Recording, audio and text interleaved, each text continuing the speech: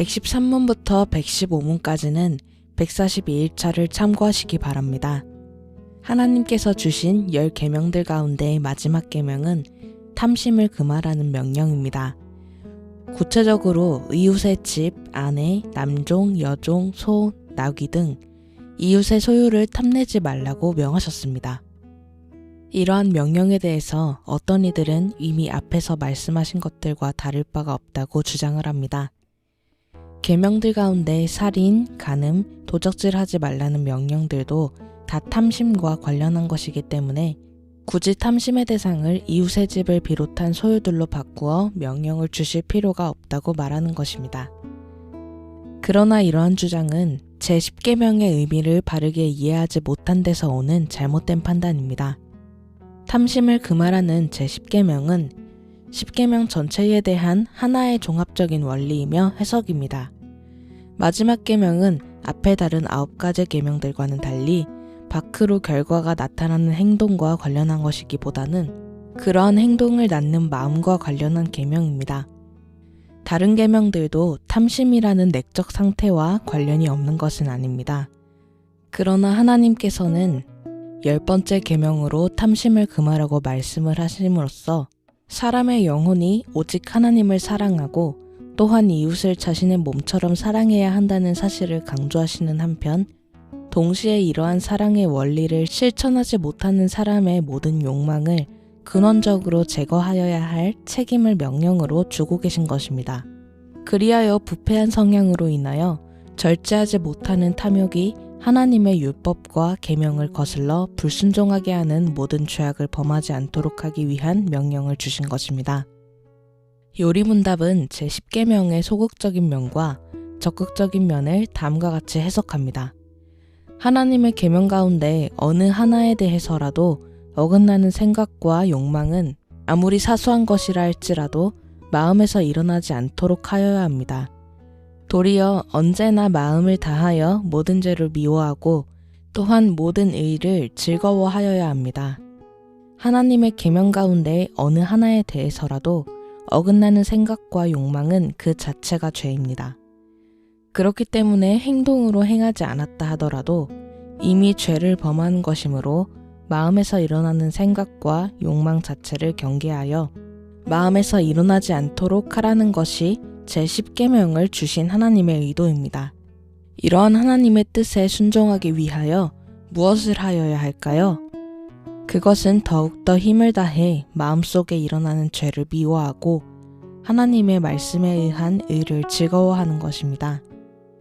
여호와의 율법은 완전하여 영혼을 소생시키며 여호와의 증거는 확실하여 우둔한 자를 지혜롭게 하며 여호와의 교훈은 정직하여 마음을 기쁘게 하고 여호와의 계명은 순결하여 눈을 밝게 하시도다.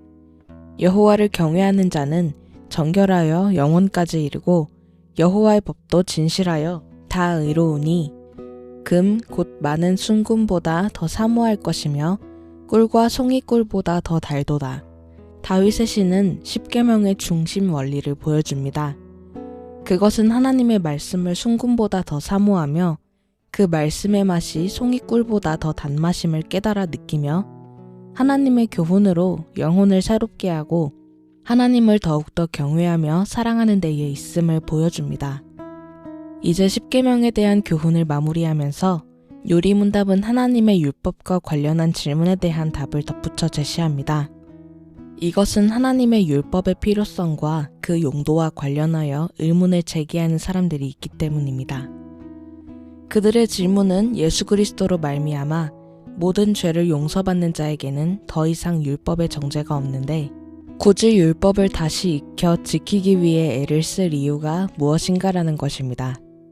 아울러 어떤 이들은 그리스도 안에서 중생한 자들은 하나님의 율법을 완전하게 지켜 성화를 이룰 수가 있다고 주장을 합니다.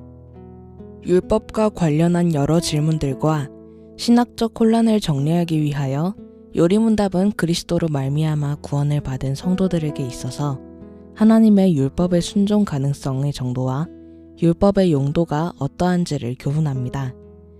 자신의 죄에서 돌이켜 하나님께 회심한 사람들이라면 중생한 자일 것이며 이러한 자라면 과연 하나님의 율법을 완전하게 지킬 수 있을까? 요리문답은 이렇게 답을 합니다. 아닙니다. 이 세상에서 사는 동안에는 아무리 거룩한 사람이라 할지라도 이러한 순종을 겨우 시작할 따름입니다. 그럼에도 불구하고 신실하고도 굳은 결심으로 하나님의 몇몇 계명들만이 아니라 모든 계명을 쫓아 살기를 시작합니다. 회심한 그리스도인들이라 할지라도 율법을 완전하게 지키지는 못합니다. 아담과 하와가 타락하기 이전에는 그들은 흠이 없고 순전하고 거룩한 상태로 존재하였기 때문에 율법에 순종할 수가 있었습니다. 그들은 하나님의 형상을 따라 의와 참된 거룩함을 가진 자로 선하게 창조가 되었기 때문입니다.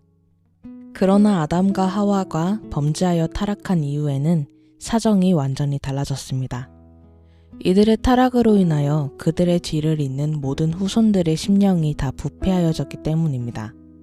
하나님께서는 사람의 죄악이 세상에 가득함과 그의 마음으로 생각하는 모든 계획이 항상 악할 뿐임을 보시고 땅 위에 사람 지으셨음을 한탄하사 마음에 근심하시고 창세기 6장 5절에서 6절의 말씀처럼 홍수를 내려 노아와 그의 가족을 제외한 모든 사람들을 지상에서 멸절시키셨습니다.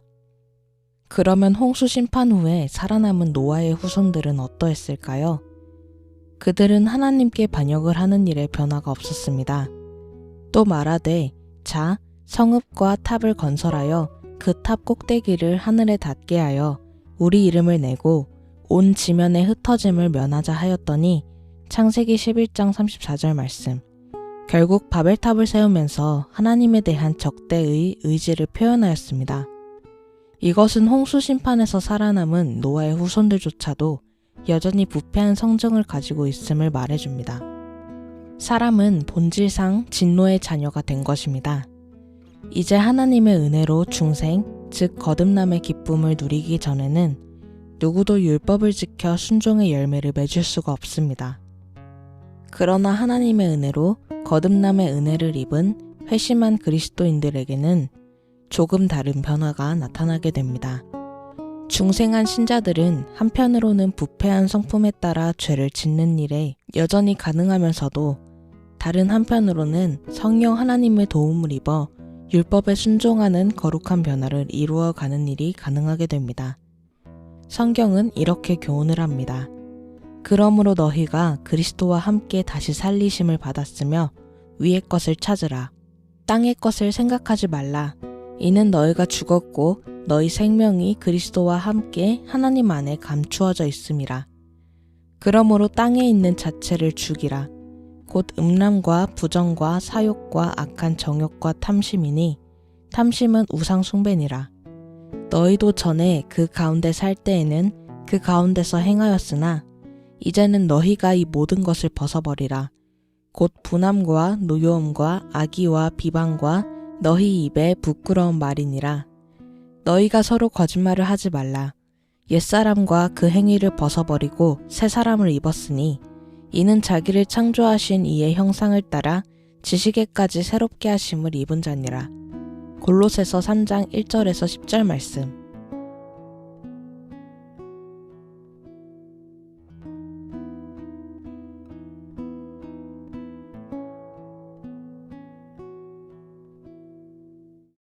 나는 오직 주의 인자하심을 의뢰하여 싸우니